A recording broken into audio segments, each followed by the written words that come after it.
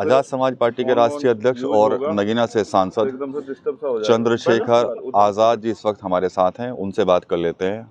हरियाणा में तो दावे थे कि चाबी हमारे पास है सत्ता की, लेकिन बीजेपी ने तो वहाँ पर सबकी जमानतें जब्त करवा दी। देखिए, ये सच है कि बीजेपी को वहाँ पूर्ण बहुमत जनता ने दिया है।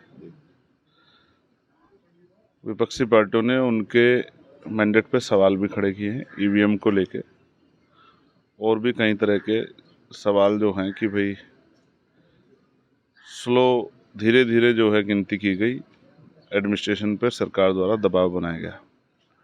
उससे इतर मैं ये कहना चाहता हूँ कि भाई हमने अपनी बात को जनता के बीच ले जाने का पूरा प्रयास किया, जनता को समझाने का पूरा प्रयास किया। जनता ने हम पे कम भरोसा दिखाया।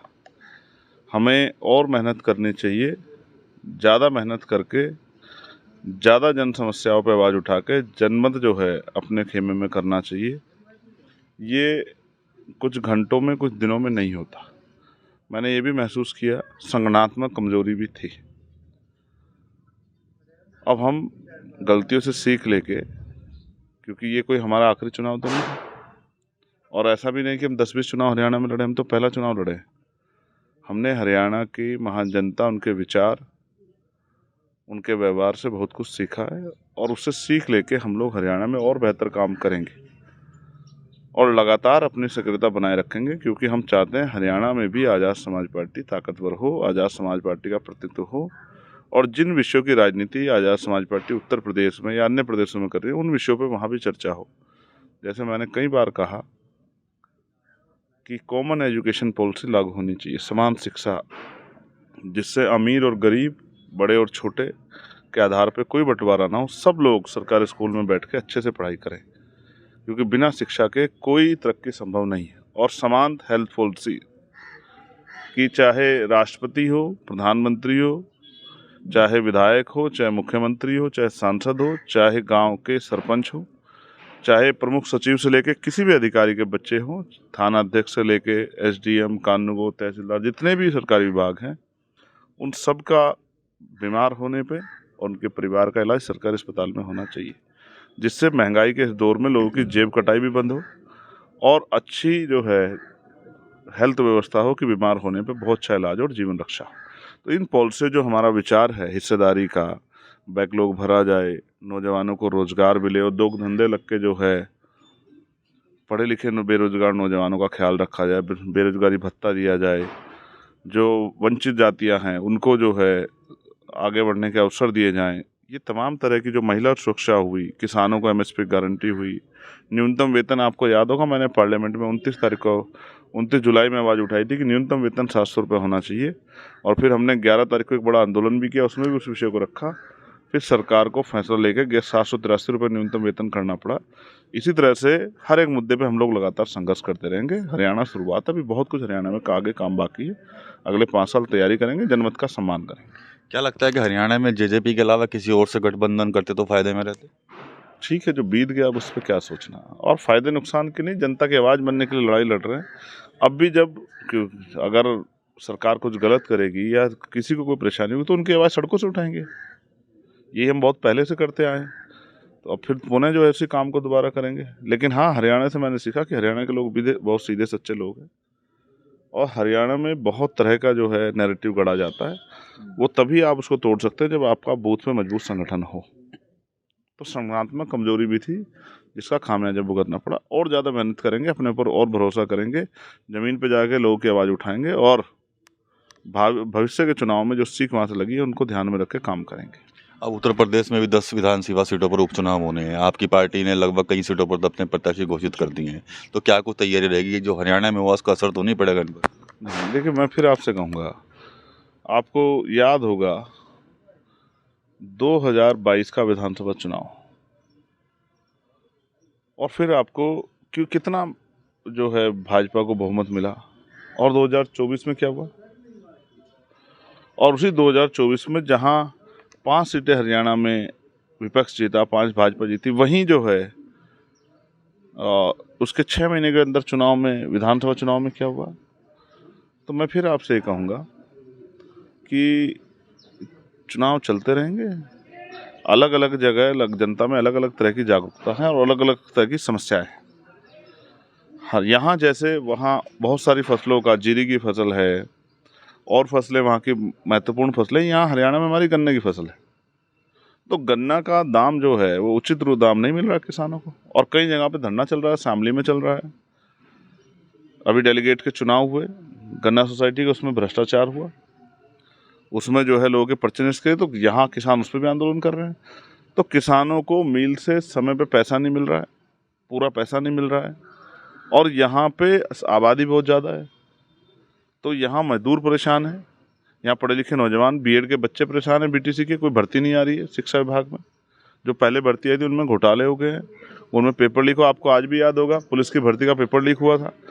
जब आवाज़ उठाई सीएम मना करने लगे कि ऐसा कुछ है नहीं, लेकिन बाद में उस बात को स्वीकार करना पड़ा। पर मैंने पत्र लिखा कि भाई इस पुलिस की भर्ती को दोबारा कराओ, तो पुलिस की भर्ती दोबारा करानी पड़ी।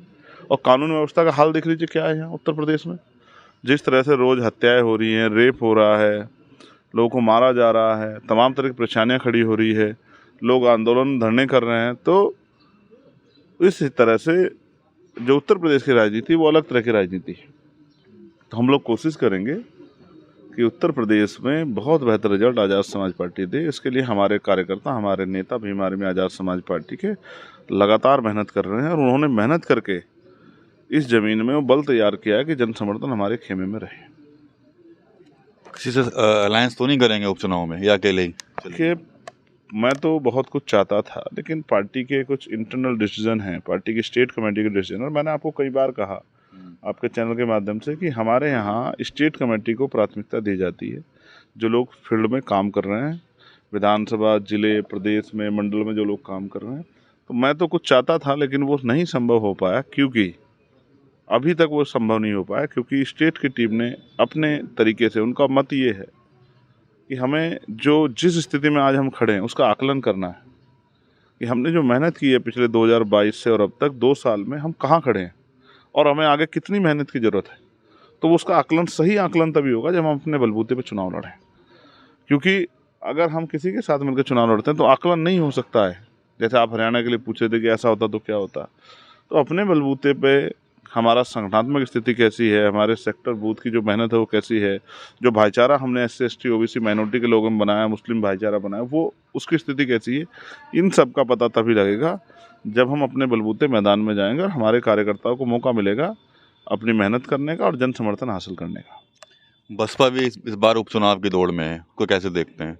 ठीक है, लोकतंत्र में सभी पार्टियों को लड़ना, बसपा को भी लड़ना है, और जो अन्य पार्टी है उत्तर प्रदेश उनको भी लड़ना है, और जो मुख्य पार्टी है जो सत्ता में उनको भी लड़ना है। तो लोकतंत्र है, सबको अधिकार है, तो उनको अलग से देखने की जरूरत नहीं। जो जितनी मेहनत करेगा समाज का उतना, जनमानस का उतना समर्थन उनको मिलेगा। नरसिंहानंद का बयान आया था, आपने देखा होगा, उस पर काफ़ी हो हल्ला हुआ है, हालांकि एक्शन भी हुआ है उनके ऊपर, क्या कहेंगे आप? देखिए, गलत है उनका बयान, और मैं समझता हूँ कि इस तरह के जो छुटभइये लोग हैं, ये अपने आप को हाईलाइट करने के लिए इस तरह के बयान देते हैं। जैसे मैं यहाँ से ज़मीन से सूरज पे कोई पत्थर फेंकूं तो ऐसा थोड़ा सूर्य का ताप तो कम हो जाएगा, या जो सूर्य की जो दृढ़ शक्ति है वो कम हो जाएगी। तो किसी भी इष्ट के ऊपर अपमान करने से उनका अपमान नहीं होता है। ये तो हमारी जबान है कि हम अपने मुंह से कुछ भी कहते हैं।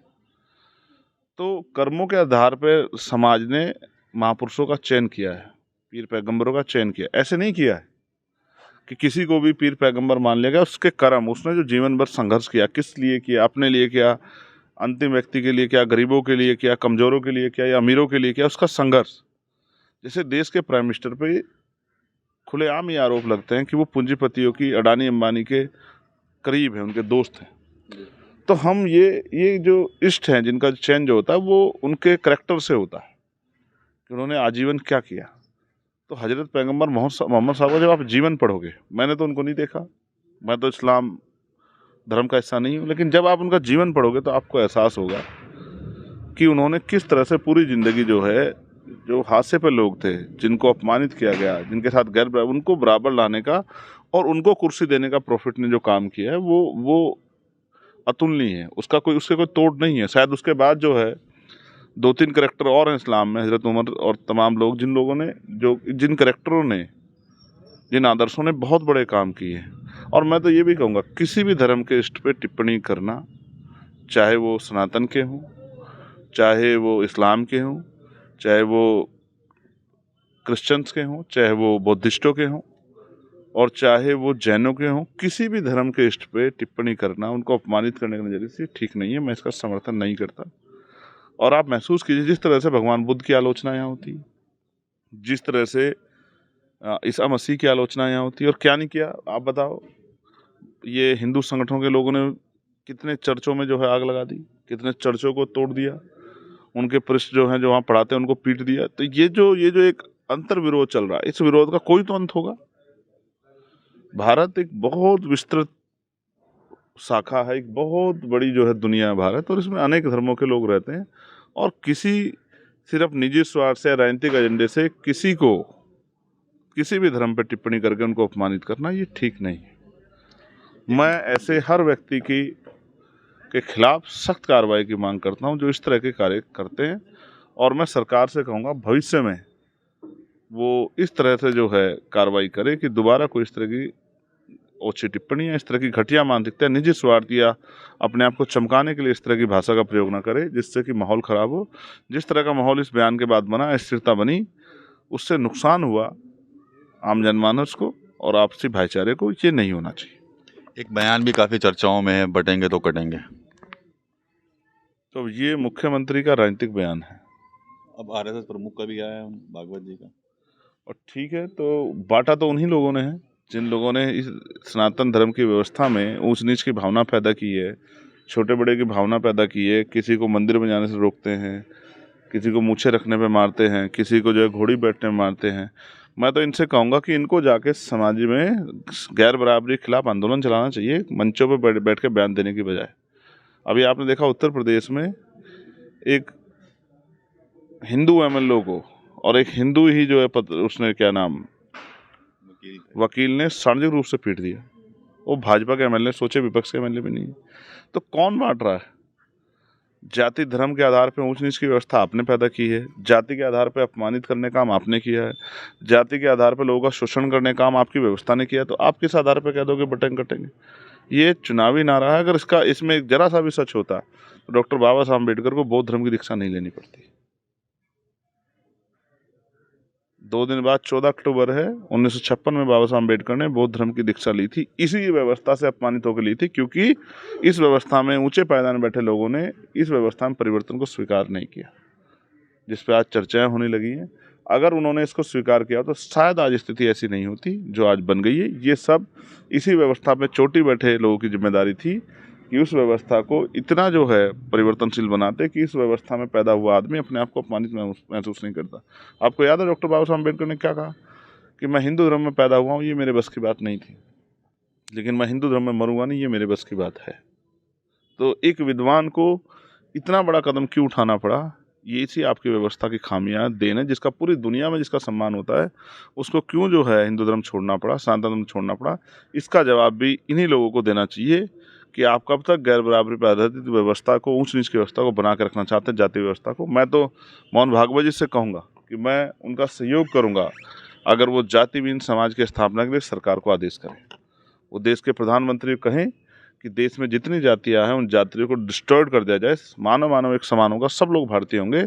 इनकी उस पहल का मैं समर्थन करूंगा अगर भागवत जी इस तरह का जो है सरकार को आदेश देते हैं। और अगर देश की सरकार भाजपा की जो कहते हैं, जो लगातार कह रहे हैं बटेंगे कटेंगे, अगर वो इस व्यवस्था को बटने कटने को रोकने के लिए और अगर वो जातिहीन समाज यानी कि जातियों खत्म करने की मुहिम चलाती है, तो भी हम जो है उनकी निगरानी करेंगे अगर वो ऐसा करते हो। कल आपने देखा होगा लखनऊ में जब अखिलेश यादव जाना चाह रहे थे जेपीएनआईसी, तो रोका गया, काफ़ी हंगामा हुआ है। तो कैसे देखते हैं इसको? इसी तरह से बहुत बड़े वंचित वर्ग की तरक्की को भी रोका गया व्यवस्था के आधार पे। और मैं कहता हूँ जितना आप किसी को रोकेंगे उतना जो है विरोध पैदा होगा। और ये जो ओछी राजनीति है रोकने रोकने की, मैं इसका समर्थन नहीं करता। सभी को अधिकार है कि वो देश का गौरव बढ़ाने वाले, गौरवशाली जो इतिहास है उसमें गौरव बढ़ाने वाले जो व्यक्तित्व हैं उनका सम्मान और उनकी तिथियों पे आयोजन करें, और उसमें किसी को रोकना जो है ठीक नहीं है। तो ये थे चंद्रशेखर आज़ाद, नगीना से सांसद। साफ तौर पर कहीं ना कहीं जो तमाम मुद्दे हैं हरियाणा चुनाव का हो या फिर उत्तर प्रदेश उपचुनाव का, उन पर जो इनकी राय है वो उन्होंने शेयर की। TV9 यूपी के लिए सहारनपुर से विकास कर रही है।